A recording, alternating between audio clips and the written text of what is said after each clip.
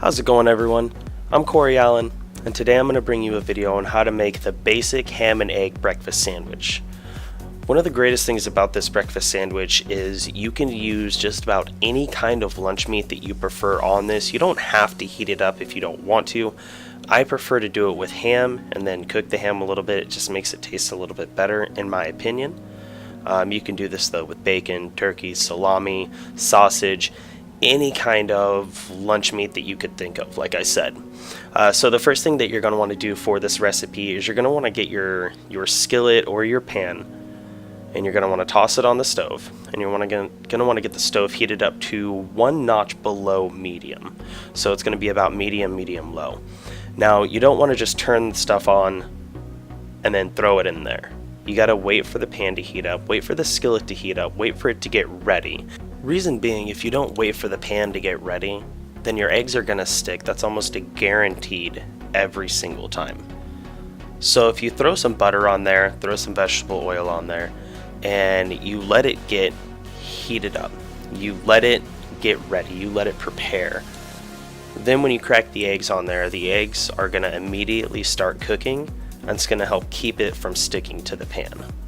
Now, if you're going to go the route that I go with this sandwich, and you're going to use ham that's also been cooked a little bit on the skillet or the pan as well, then you're going to want to toss that on there after the eggs are just about ready to be cooked, because the ham is going to take much less time to cook. Now, with this, you'll see that the eggs are actually only on there for just over a minute before they get flipped. Now, I don't time it out, I don't set an egg timer or anything of that nature. I just keep an eye on them. You can tell when they're ready, and it's something that, it takes a little bit of practice, but you can see that there's just a small layer of uncooked whites across the top of the egg, and that's telling you that it's ready to be flipped. It's not all clear or everything. No, there's still just a little section, like a little layer across the entire top of the egg that's been uncooked. That's how you know it's time to flip. So you flip the eggs over once, let it get fully cooked. As you see, flip it right back over. That one, it's being a little bit stubborn. It's sticking a little bit. I threw it a little bit off to the side. Don't worry about it. It's fine. But when we flip it back over, after we let it, finish cooking for another second, we flip it over, and then what we're going to do is we're going to start getting the bread ready. Now, you can really make the bread however you prefer.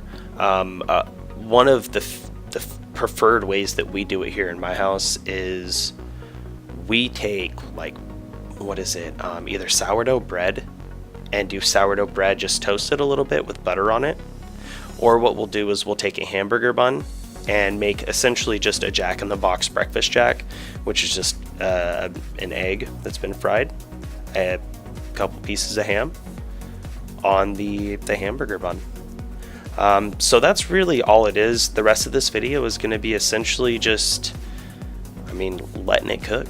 It's going to finish up while you're getting the bread ready.